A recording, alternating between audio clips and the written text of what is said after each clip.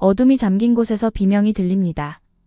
폭설이 휘몰아치는 뉴저지 외곽의 어느 한적한 도로변, 거친 들개들의 으르렁거리는 소리가 점점 가까워지고 있었죠. 차 안에서 한 여성이 절망적인 눈빛으로 주변을 둘러보고 있습니다. 하지만 그녀 곁에는 하얀 털을 가진 한 마리의 개가 있었어요. 과연 이들에게 무슨 일이 벌어진 걸까요? 오늘의 사연은 뉴저지에서 파트너 변호사로 일하고 계신 사라 윌킨스 씨의 이야기입니다.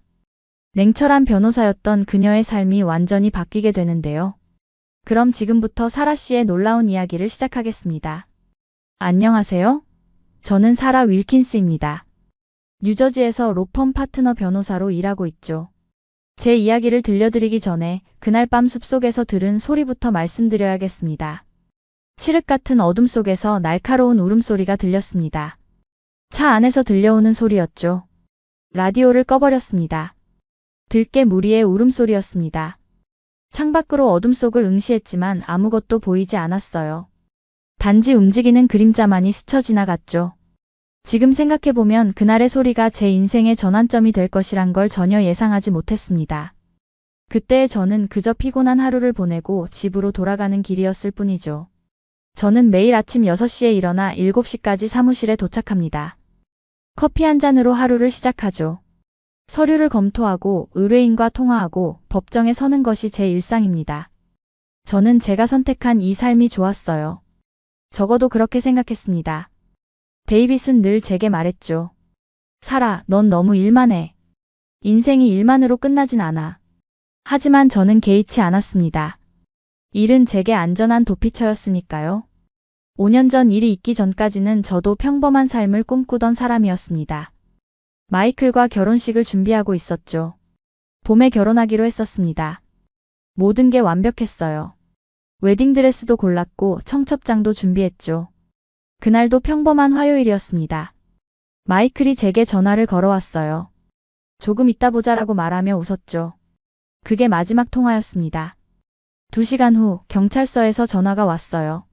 마이클이 교통사고로 세상을 떠났다고. 제 머릿속이 하얘졌습니다. 그날 이후 저는 변했어요. 감정을 닫아버렸죠. 로펌에서는 제가 더 냉철해졌다고 말합니다. 의뢰인의 감정에 휘둘리지 않고 사건을 객관적으로 바라보는 능력이 늘었다고 하죠. 맞는 말일 수도 있습니다. 하지만 그건 제가 더 이상 감정을 느끼지 않으려 노력했기 때문이에요. 매일 밤 텅 빈 집으로 돌아오는 길이 저는 두려웠습니다.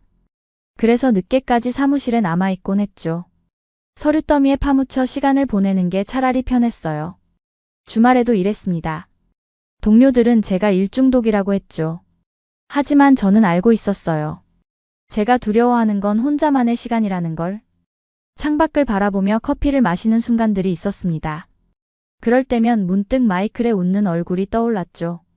하지만 곧바로 다시 일에 몰두했어요.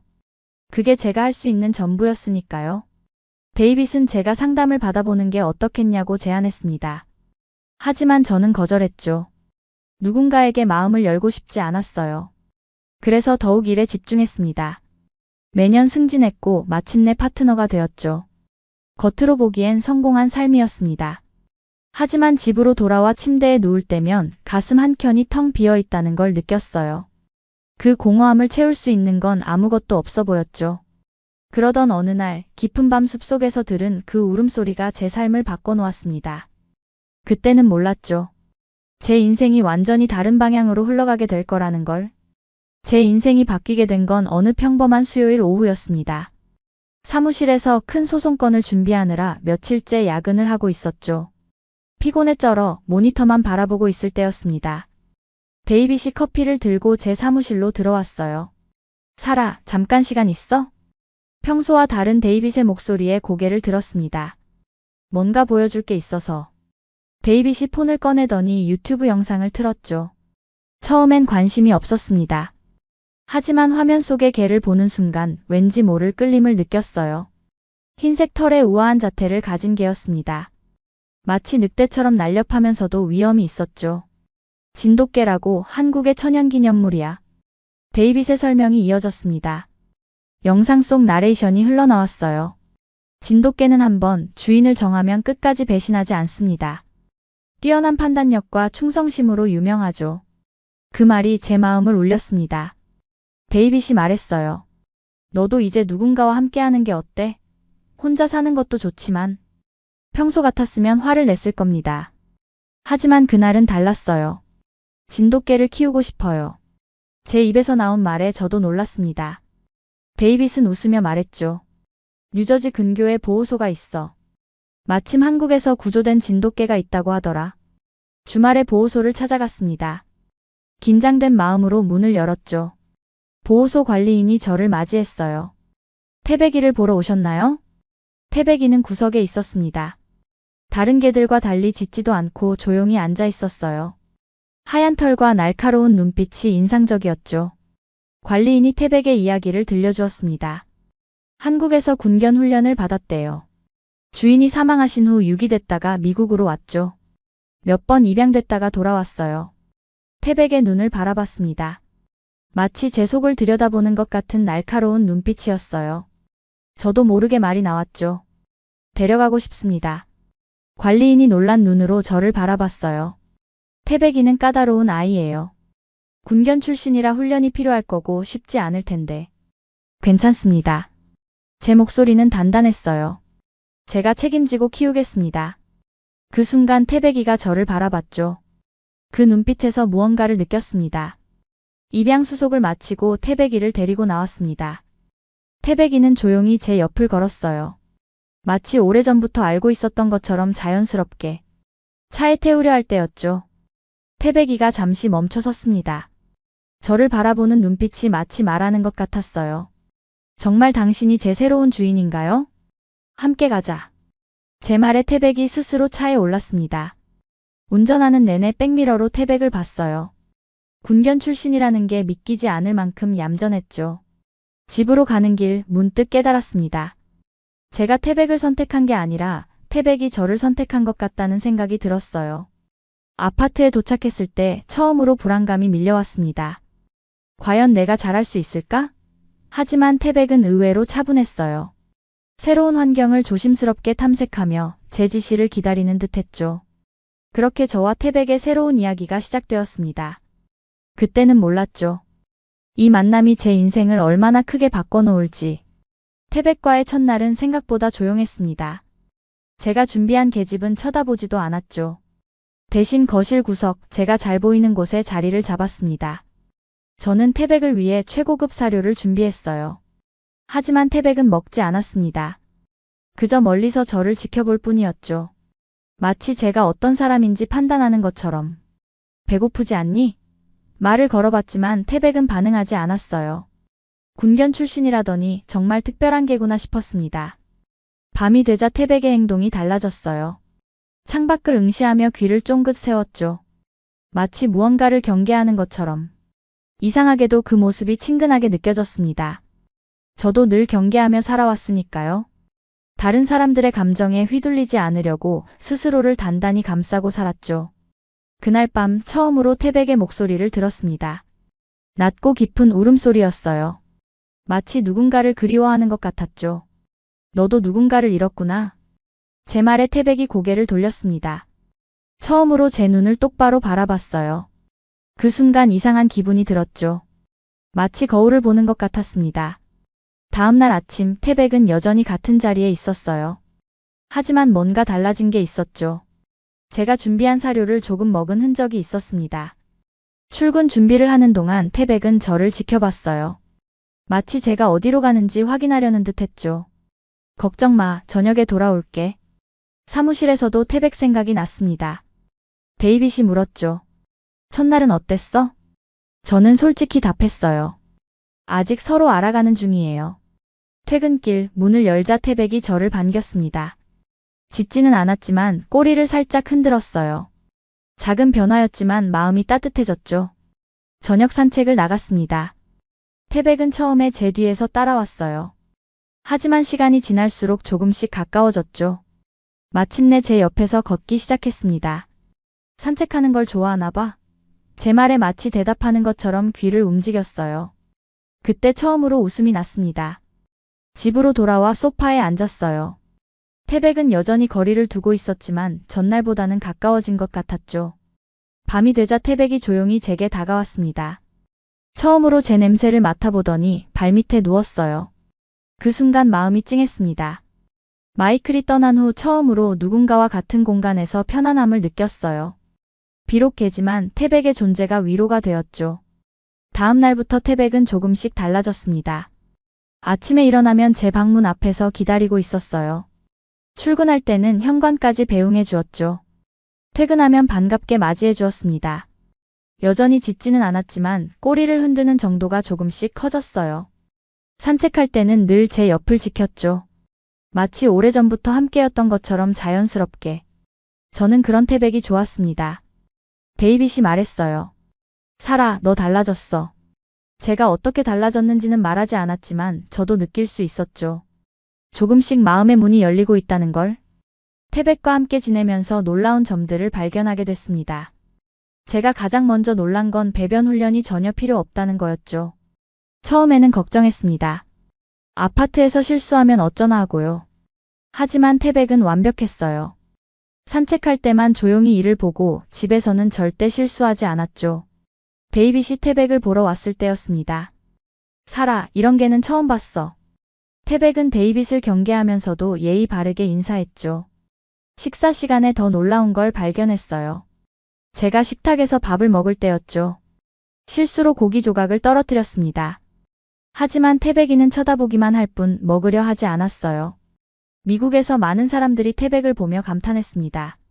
어쩜 저렇게 똑똑한 개가 있을 수 있지? 라고 말하곤 했죠. 특히 산책할 때면 지나가는 사람들이 발걸음을 멈추고 태백이를 바라보곤 했어요. 먹어도 돼. 제 허락이 떨어지자 그제서야 조심스럽게 고기를 먹었죠. 군견 훈련을 받았다더니 정말 대단한 자제력이었습니다. 주말에는 창문을 열어두고 청소를 했어요. 태백은 제가 청소하는 동안 현관문 앞을 지켰죠. 밥 먹자. 부르면 조용히 따라와서 자기 그릇 앞에 앉았어요. 제가 먼저 먹기 시작할 때까지 기다렸다가 식사를 시작했죠. 침대나 소파에도 올라가지 않았습니다. 개들이 보통 하는 행동과는 달랐죠. 마치 이 집의 규칙을 본능적으로 알고 있는 것 같았어요. 어느 날은 제가 늦게 퇴근했습니다. 밤 11시가 넘어서 집에 도착했죠. 태백은 현관문 앞에서 저를 기다리고 있었어요. 제 신발을 벗는 동안 옆에서 지켜보더니 방까지 에스코트해 주었죠. 넌 정말 특별한 개구나. 제 말에 마치 알아들은 것처럼 태백이 꼬리를 살짝 흔들었어요. 데이빗이 주말에 또 놀러 왔습니다. 이번에는 태백과 더 친해지고 싶다며 간식을 가져왔죠. 하지만 태백은 제 허락 없이는 받지 않았어요. 놀라운데? 데이빗이 말했습니다. 네 개가 널 주인으로 완전히 인정한 거야. 이제 넌 개에게 신뢰받는 사람이 됐다고. 그 말을 듣고 생각해보니 그랬습니다. 태백은 저를 완전히 신뢰하고 있었어요. 제 말이 아니면 어떤 것도 하지 않았죠. 비 오는 날에는 더 놀라웠습니다. 산책을 나가려는데 태백이 제 우산을 물어다 주는 거예요. 처음에는 우연인 줄 알았죠. 하지만 그 다음에도 비가 올 때마다 우산을 가져다 주었어요. 날씨를 읽을 줄 아는 건지 아니면 제가 필요한 걸 미리 알고 있는 건지 신기했습니다. 어느 날은 제가 늦게까지 일하느라 저녁을 거르고 있었죠. 그때 태백이 자기 사료 그릇을 물고 와서 제 발치에 놓았어요. 마치 당신도 식사하세요 라고 말하는 것처럼. 데이빗은 말했습니다. 진돗개는 주인의 감정을 읽는다더니 정말이었나 봐. 맞는 말이었어요. 태백은 제 기분을 너무나 잘 알고 있었죠. 피곤한 날이면 조용히 제 곁을 지켰고 기분 좋은 날이면 더 활기차게 움직였어요. 제가 슬퍼할 때면 살며시 다가와 머리를 제 무릎에 기대기도 했죠. 이런 태백을 보며 깨달았습니다. 진정한 충성심이 무엇인지를요. 그건 단순한 복종이 아니었어요. 서로를 이해하고 배려하는 마음이었죠. 마이클이 떠난 후 처음으로 누군가와 진정한 교감을 나누고 있다는 걸 느꼈습니다. 비록 그게 개와의 관계일지라도 제 마음은 조금씩 따뜻해지고 있었어요. 따뜻한 봄날이었습니다. 주말을 맞아 태백과 함께 뉴저지 근교 숲으로 산책을 나왔죠. 평소보다 더 깊이 들어가고 싶은 마음이 들었어요. 태백은 늘 그렇듯 제 옆을 지켰습니다. 가끔 앞서 걸으면서도 뒤돌아 저를 확인했죠. 새소리가 들리고 햇살이 나뭇잎 사이로 비치는 모습이 너무 평화로웠어요. 좀 더 들어가 볼까? 제 말에 태백이 꼬리를 흔들었습니다. 저도 모르게 시간 가는 줄 모르고 걸었죠. 숲이 점점 깊어졌어요. 나무들이 더 울창해지고 길도 좁아졌습니다. 처음 보는 풍경이었죠. 태백은 여전히 즐거워 보였어요. 그때였습니다. 갑자기 핸드폰에서 신호가 사라졌어요. GPS도 작동하지 않았죠. 주변을 둘러보니 어느새 낯선 곳에 와 있었습니다. 이런. 불안감이 밀려왔어요. 어느 쪽이 왔던 길인지 기억이 나지 않았죠. 나무들이 모두 비슷해 보였습니다. 태백의 행동이 달라졌어요. 갑자기 귀를 쫑긋 세우고 주변을 살피기 시작했죠. 무언가를 찾는 것 같았습니다. 태백아, 우리 길을 잃은 것 같아. 제 목소리에 불안감이 묻어났어요. 태백은 제 말이 끝나기가 무섭게 앞으로 나섰습니다. 코를 땅에 대고 냄새를 맡기 시작했어요. 군견 시절의 훈련이 떠올랐죠. 하지만 과연 길을 찾을 수 있을까요? 태백이 특정 방향을 가리켰습니다. 저를 보더니 그쪽으로 가자는 듯 짧게 짖었어요. 태백이 짖는 건 처음이었죠. 그쪽으로 가자고. 제 물음에 태백이 다시 한번 짖었습니다. 다른 선택지가 없었어요. 태백을 따르기로 했죠. 태백은 신중하게 길을 찾아갔습니다. 가끔 멈춰서서 다시 냄새를 맡고 방향을 확인했어요. 마치 전문 추적견처럼 움직였죠. 시간이 얼마나 지났을까요? 숲이 조금씩 밝아지기 시작했습니다. 나무들 사이로 익숙한 등산로가 보였어요. 태백아, 기쁨의 외침이 나왔습니다. 정말 길을 찾아낸 거예요. 태백은 의기양양한 표정으로 저를 바라봤죠. 그제서야 안도감이 밀려왔습니다. 만약 태백이 없었다면 어떻게 됐을까요?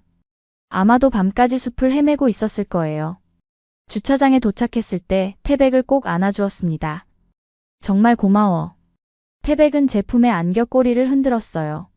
집으로 돌아오는 차 안에서 깨달았습니다. 이 개가 단순한 반려견이 아니라는 걸요. 태백은 제 보호자였어요. 데이빗에게 이 이야기를 들려주었죠. 이 개가 나를 지켜주고 있어. 데이빗은 놀란 눈으로 말했습니다. 진돗개의 충성심이 대단하다더니 정말이구나. 그날 이후로 태백을 보는 제 시선이 달라졌어요. 더 이상 제가 태백을 보살피는 게 아니었죠. 우리는 서로를 지키는 동반자가 되어 있었습니다. 밤에 잠들기 전 태백이 제 방 문 앞을 지키고 있는 소리가 들렸어요. 마치 안전하게 주무세요 라고 말하는 것 같았죠. 이제는 제가 길을 잃은 게 아니었다는 생각이 들었습니다. 오히려 태백 덕분에 제가 찾고 있던 걸 발견한 것 같았어요. 진정한 신뢰와 동반자가 무엇인지를요. 그날은 보스턴 출장이 있던 날이었습니다. 태백을 데이빗에게 맡기고 싶었지만 태백이 제 곁을 떠나려 하지 않았어요. 결국 함께 가기로 했죠. 오후 회의가 끝나고 뉴저지로 돌아오는 길이었습니다. 눈이 내리기 시작했어요. 처음엔 가볍게 내리던 눈이 점점 거세졌죠. 태백이 뒷좌석에서 불안한 듯 낑낑거렸습니다. 평소엔 차 안에서 조용한데 이상하게 안절부절 못했어요. 곧 집에 갈 거야. 제 말에도 태백은 계속 주변을 살폈습니다. 마치 뭔가를 예감한 것처럼요. 갑자기 차가 덜컹거리더니 멈춰섰어요. 시동이 꺼졌습니다. 엔진에서 이상한 소리가 났죠. 핸드폰을 꺼내보니 신호도 잡히지 않았어요. 주변은 이미 어둠에 잠겨 있었습니다. 폭설로 시야도 좋지 않았죠.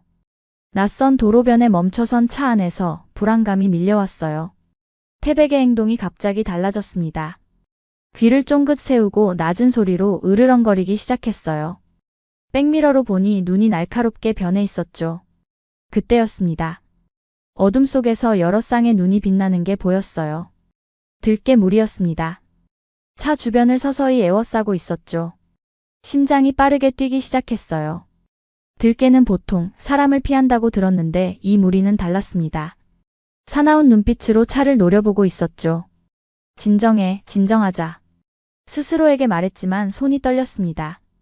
차 안이 안전할 거라 생각했죠. 하지만 이 추위에 여기서 얼마나 버틸 수 있을까요? 태백이 갑자기 짖기 시작했어요. 평소에 조용한 모습이 아니었죠.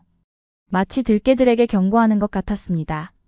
제가 차에서 내려야 한다는 걸 깨달았어요. 도움을 찾으러 가야 했죠. 하지만 밖엔 들깨 무리가 있었습니다. 깊게 숨을 들이쉬고 차 문을 열었어요. 태백이 먼저 뛰어나갔습니다. 제 앞을 가로막고 선 채로 들깨들을 향해 사나운 소리를 냈죠. 들깨 중 가장 큰 놈이 앞으로 나섰어요. 리더인 듯 했습니다. 태백과 서로를 노려보며 으르렁거렸죠. 순간 리더격 들깨가 태백을 향해 달려들었어요. 하지만 태백의 움직임이 더 빨랐습니다. 군견 시절의 훈련이 빛을 발하는 순간이었죠. 태백은 정확하게 리더 들깨의 목덜미를 물었어요. 들깨가 비명을 지르며 뒤로 물러났습니다. 다른 들깨들도 잠시 주춤했죠. 저는 주변을 둘러보다 돌을 발견했어요. 들깨들을 향해 던질 수 있는 건 이것뿐이었죠. 하나를 집어들었습니다. 태백은 계속해서 들깨들과 맞서 싸웠어요. 한 마리가 옆구리를 물려고 했지만 재빠르게 피해냈죠. 저는 돌을 던지며 태백을 도우려 했습니다. 싸움은 길게 이어졌어요. 태백이 지치기 시작했죠. 그때 리더 들깨가 다시 한번 태백이를 향해 달려들었습니다. 태백은 마지막 힘을 모아 리더와 맞섰어요. 이번엔 더 세게 물었고 리더 들깨는 크게 비명을 지르며 도망쳤습니다. 리더가 도망가자 다른 들깨들도 하나둘 사라졌어요. 하지만 태백의 다리에서 피가 흐르고 있었습니다. 태백아.